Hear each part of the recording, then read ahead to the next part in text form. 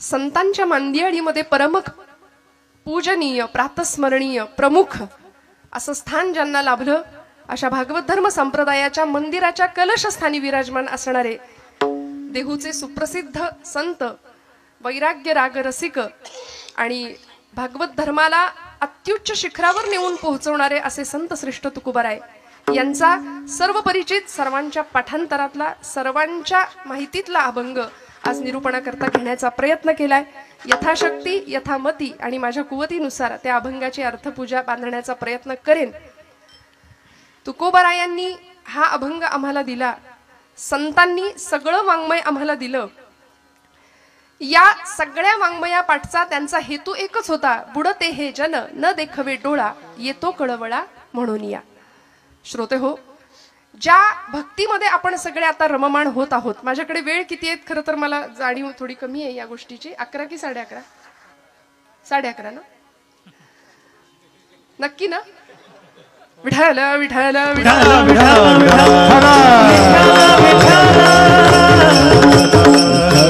इतकी सुंदर गायक वादक मंडळी आहे, जीव तोडून वाजवतायत, इतकी सुंदर सिस्टीम आहे. मग 11:30चे 12 झाले तरी मला काही फरक नाही पडणार. तुम्हाला पडत असेल तर सांगा हो, नाहीतर आधीच 11:30 वाजतील तोपर्यंत घड्याळ दाखवायला सुरुवात होते खालनं. पण तसं काही नाही, इथे सगळे उत्साह आहे सगळ्यांच्या चेहऱ्यावर, फ्रेश रिलॅक्स सगळे बसलेत असं मी समजते बरं का. फक्त शेवटपर्यंत जागा राहूया. कीर्तनामध्ये ती येते, तिला निमंत्रण नाही द्यावं लागत. कीर्तनाची वेळ कुठलीही असू दे, ती बया येते. आम्ही ब्रह्मानंदी टाळी लागावी ही अपेक्षा करतो, संतांनी ती अपेक्षा केली आणि आमची मात्र मस्त टाळी लागते ब्रह्मानंदी. इथे खांबाला टेकलेल्यांनी हलू नका बरं का, बसा, छान बसा, रिलॅक्स बसा, मस्त. माझं काही म्हणणं नाही, फक्त जागेपणी कीर्तन श्रवण करूया, कीर्तनाचा आनंद घेऊया.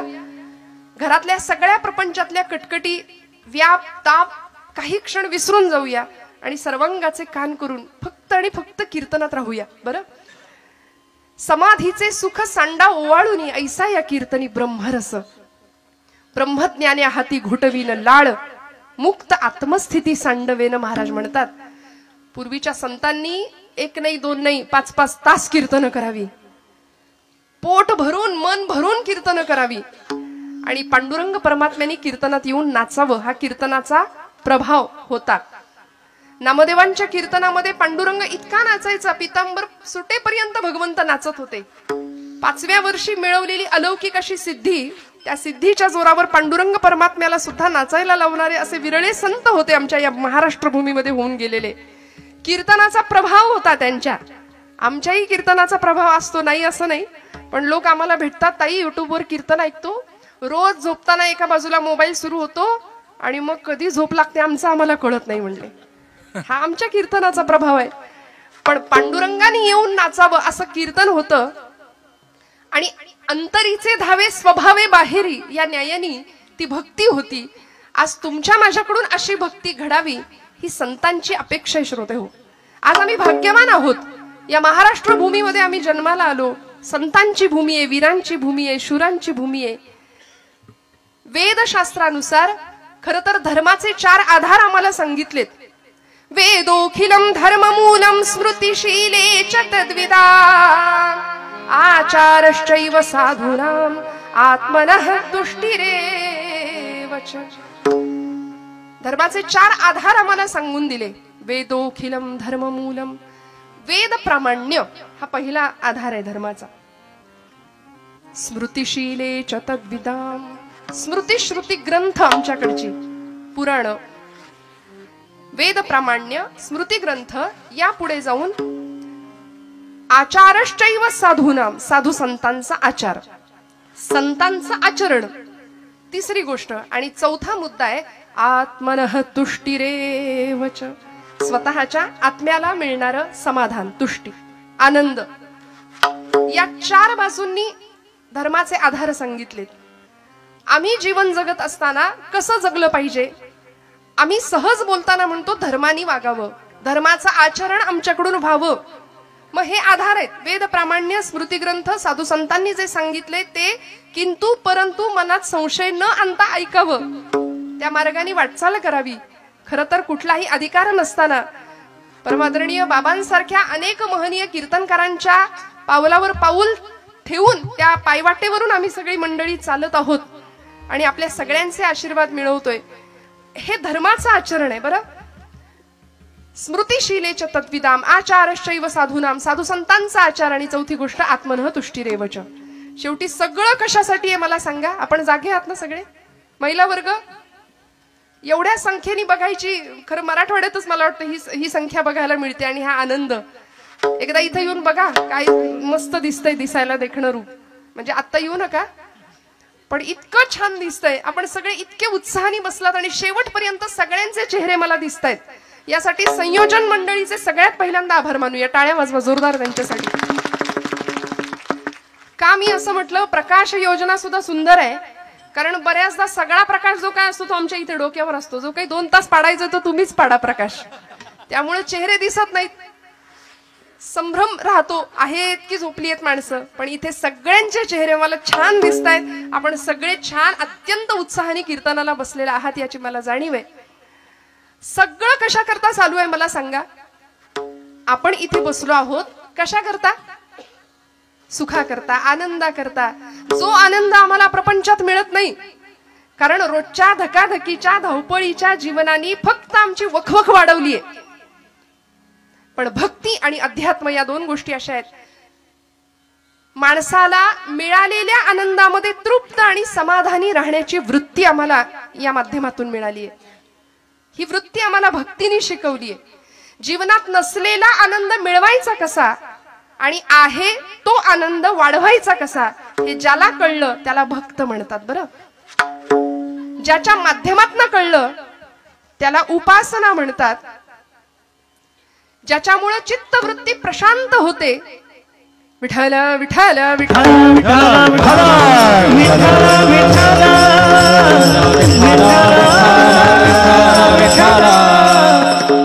ज्या ज्या ठिकाणी मन जाय माझे. ज्या ज्या ठिकाणी मन जाय माझे. ज्या ज्या ठिकाणी मन जाय माझे. ज्या ज्या ठिकाणी मन जाय माझे. तुझे सद्गुरु पाय त्या त्या स्थळी हे निज रूप तुझे. त्या त्या स्थळी हे निज रूप तुझे. राजा स्थळी हे निज रूप तुझे. राजा स्थळी हे निज रूप तुझे. देवी तो मस्तक त्या ठिकाणी. देवी तो मस्तक त्या ठिकाणी. देवी तो मस्तक ठिकाणी.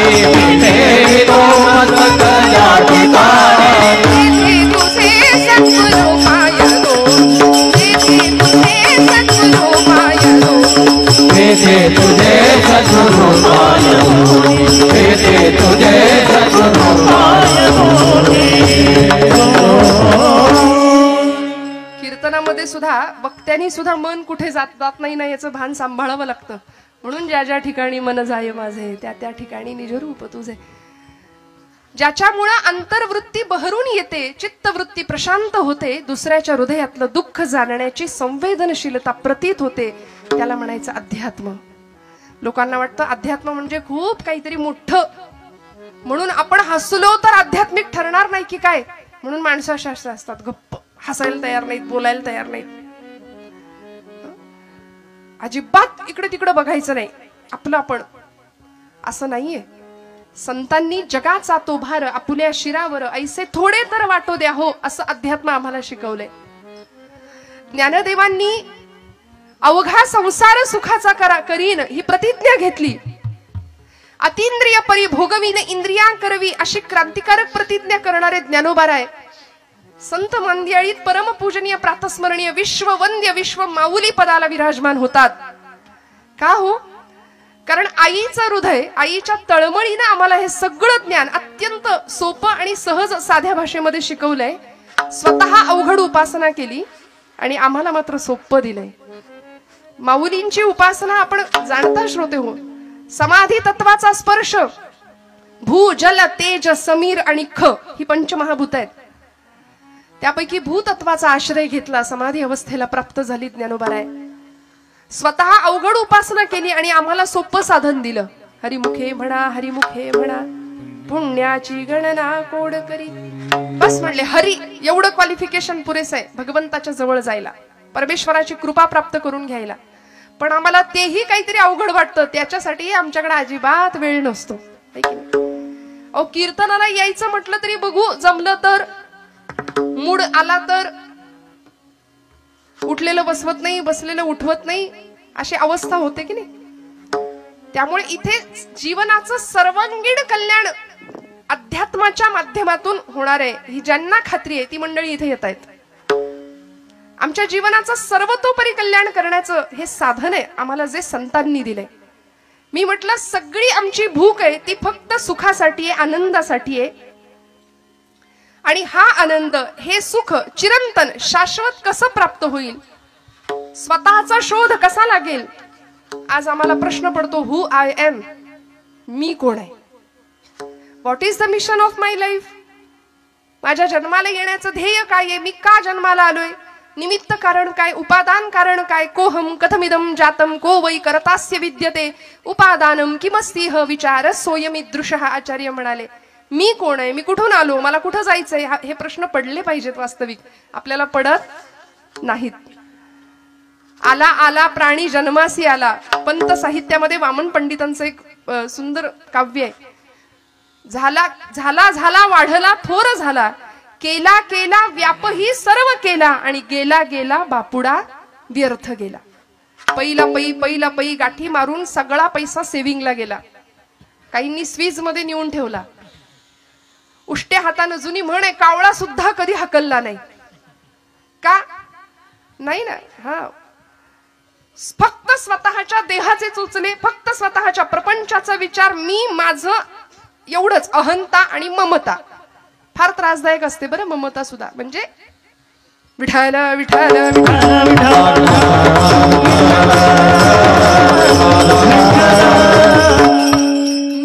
मी माझं यामध्ये आम्ही गुंतून गेलो, आणि यातून बाहेर पडणं फार महत्वाचं असतं.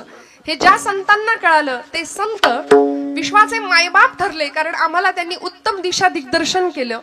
आणि खऱ्या अर्थी ज्यांच्या चरणावर जाऊन जीवनाचं सर्वतोपरी कल्याण करावं असे एकमेव जर कुणी असतील तर ते संत आहेत. म्हणून तुकोबराय आजच्या अभंगाच्या प्रथम चरणात आम्हाला सांगतात, संताचे पायी हा माझा विश्वास, संताची पायी हा माझा विश्वास,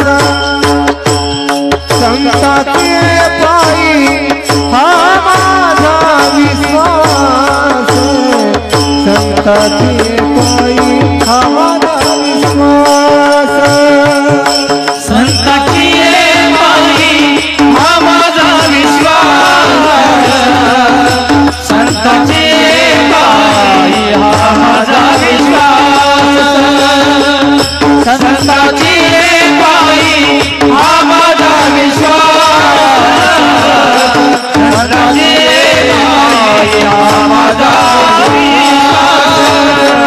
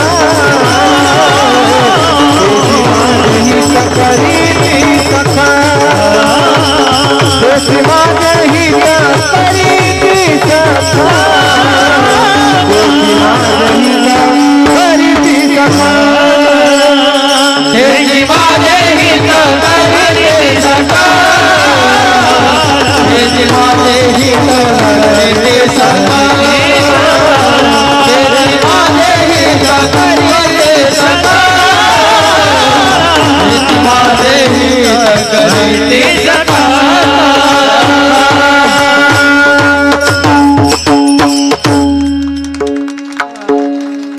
टाळ्या कमी पडतायत का जरा? थंडीमुळे का मागे? हे एका दिवसात शक्य होत नाही हो. निर्जीव चांबड्यातनं आवाज काढायचा, तुमच्या माझ्या हृदयाला हिलावून टाकायचं, गळ्यातून स्वरब्रह्माची उपासना करायची, नादब्रह्माची. आणि कीर्तनामध्ये तेव्हाच रंगदेवता येते. स्वरब्रह्म, नादब्रह्म आणि शब्दब्रह्म एकत्र येतं, तेव्हा साक्षात परब्रह्म साकार होतं. त्यामुळे छान कौतुक मनातून यावं, आतून यावं. असं म्हणतात दाद मागून मिळते ती दाद नव्हे, दाद आपोआप यावी लागते. खोकला यावा तशी दाद येते आपोआप. उत्साहाने टाळ्या वाजल्या पाहिजेत. छान जिथं कौतुक करावं असं वाटतंय तिथं मोकळ्या मनाने कौतुक करावं बरं का, हातचं राखून अजिबात नाही. संतांची पायी हा माझा विश्वास, सर्व भावे दास झालो त्यांचा. महाराजांना विचारलं, महाराज आजच्या कलियुगामध्ये विश्वास ठेवावा, समर्पण भावानी ज्याला शरण जावं असं कोण आहे? महाराज ठामपणे उत्तर देतात, माझा विश्वास संतांवर आहे. इंग्रजीमध्ये ट्रस्ट आणि बिलीव असे दोन शब्द आहेत. बघायला गेलं तर वेगळ्या दोन अर्थ आहेत. भगवंतावर आम्ही, संतांवरती आम्ही ट्रस्ट या अर्थाने विश्वास ठेवायचा आहे बरं का, नुसता तेवढ्या पुरता नाही. मी दृष्टांत देत असते बऱ्याचदा. डोंबऱ्याचा खेळ आपण सगळ्यांनी पाहिलाय. आता नाही दिसत, सोडून द्या. आता सांता दिसेल पटकन 25 डिसेंबरला, आहे की नाही? म्हणजे मला कधी कधी खरंच इतकं वाईट वाटतं की आपण किती दुसऱ्यांचं उच्चिष्ट खातो. हे फारच बरं झालं बोललेलं. खरकट खातो म्हटलं की अजून जास्त पटेल. किती पाश्चिमात्यांचं अंधानुकरण करतो आम्ही. वासुदेव आम्हाला आठवत नाही, गोंधळी आम्हाला आठवत नाही, कोल्हाटी आम्हाला आठवत नाही. आजच्या नवीन पिढीने वासुदेव बघायचा तो फक्त फॅन्सी ड्रेस कॉम्पिटिशन मध्ये. ते खरे आमचे संत आहेत बरं, सांता फिंता काही नाही आपलं. बरं, मुलं लाल टोप्या घालतात इथपर्यंत ठीक आहे, आई वडील सुद्धा लाल टोप्या घालून फिरायला लागले तर मोहऱ्यांनी दृष्ट काढावी त्यांच्या बुद्धिमत्तेची सगळ्यांचीच. मला क्षमा करा, आपल्या हृदयाला लागेल असं बोलायचा हेतू नाहीये, पण थोडंसं आपण जागं होण्याची फार गरज आहे. की ज्या संतांनी देहाचं रान केलं, तळमळ इतकी तळमळ बुडते हे जन न देखवे डोळा. घटिका गेली